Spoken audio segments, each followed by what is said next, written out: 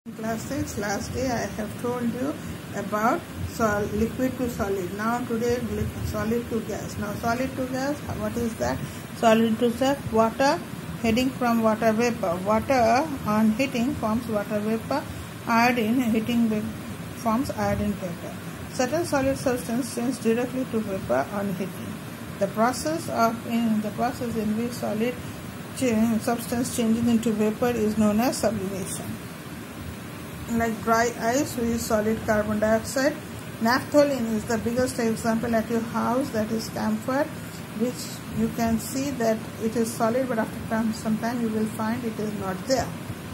Next is gas to solid, the process in which vapor changes into solid state without passing through the liquid state, and cooling is known as deposition or desublimation. Iodine vapor undergo deposition and form solid crystal of iodine on cooling.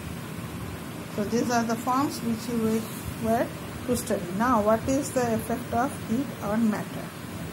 Heat on matter have effects on matter are grouped into two classes, that is physical changes and chemical changes. Physical changes are categorized under change of state, change of size, whereas chemical change we will talk afterwards. Now physical change, the random movement of particle matter when it is heated, this led to the change in temperature and the change of the matter. The state of matter change when there is a arrangement of particles change.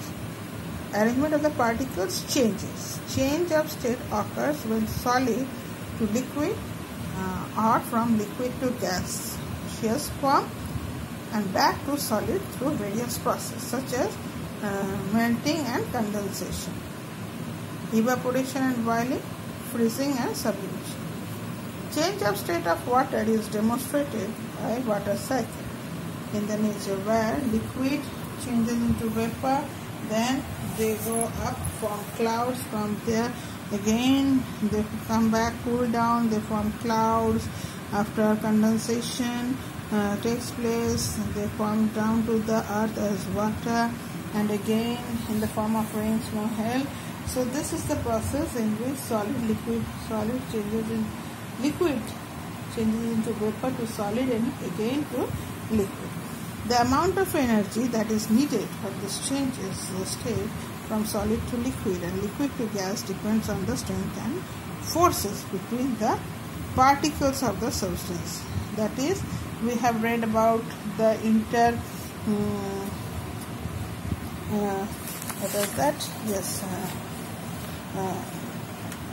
interparticle force.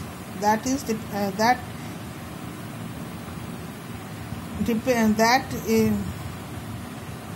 makes the particle solid or change to liquid and its formations. These forces may be positive force or strong chemical bond. The stronger the attraction and the stronger the attractive forces between the particles, the higher is the melting point and boiling point of the substance. That means as it is more solid, it needs higher melting points and boiling points. Okay. Now change of side. Heat causes an increase in the energy and rapid moving in the particles. This increasing energy forces the particles to move apart from each other, giving an volume of expansion. Solid, when heated, expand a little,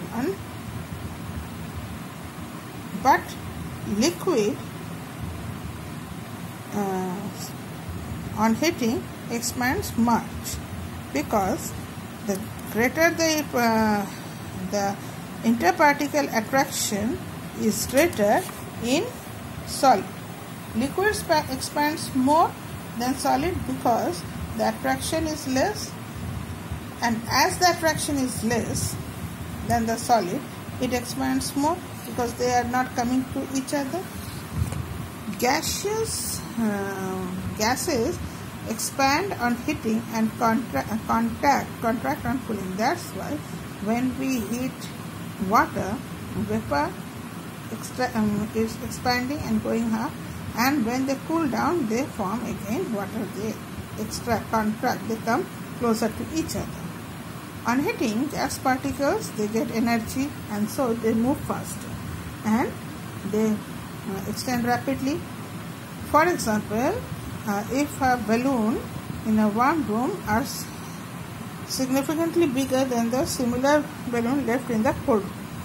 On cooling, the energy of the particle decreases, and as a result, the force of attraction of the interparticle become effective again. The particles come closer, and that make contraction. Similar effect can be seen when a balloon tied over the mouth of a metallic bottle is placed in hot water and then in cold water. Here, hot water, it is bigger. When it is cold water, the intermolecular space have contracted, so it is not open as a big balloon. Okay, thank you.